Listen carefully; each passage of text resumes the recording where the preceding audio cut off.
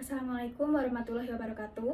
Perkenalkan, saya Vanessa Dita Reina dari kelas 12C nomor absen 13. Pada kesempatan kali ini saya akan menyampaikan storytelling dengan tema Serangan Umum 1 Maret 1949. Serangan Umum 1 Maret 1949 adalah pertempuran yang terjadi di kota Yogyakarta yang saat itu menjadi ibu kota Republik Indonesia. Dunia internasional mengira bahwa Republik Indonesia telah kalah dan pemerintahan Republik telah hancur. Pertempuran ini bertujuan untuk merebut kembali kota Yogyakarta dari tangan Belanda, serta menunjukkan kepada dunia bahwa Republik Indonesia masih berdiri kokoh. Namun, anggapan bahwa Republik Indonesia telah hancur itu tidak sepenuhnya benar. Meskipun para pemimpin bangsa seperti Presiden Soekarno dan Wakil Presiden Muhammad Hatta ditangkap, mereka tidak tinggal diam.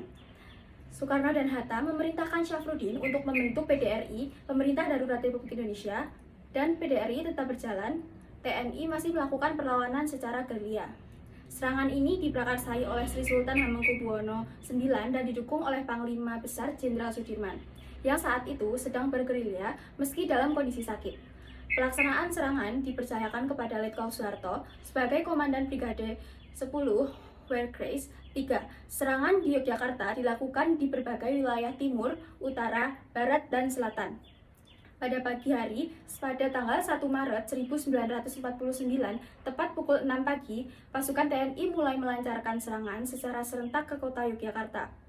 Dari berbagai penjuru, para pejuang masuk ke kota dari menyerang pos-pos pertahanan Belanda.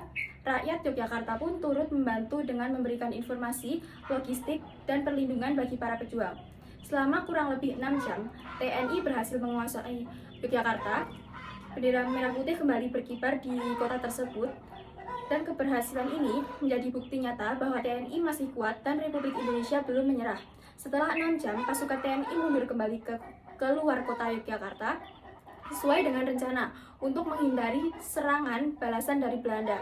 Walaupun hanya berlangsung singkat, dampak serangan umum 1 Maret ini sangat besar.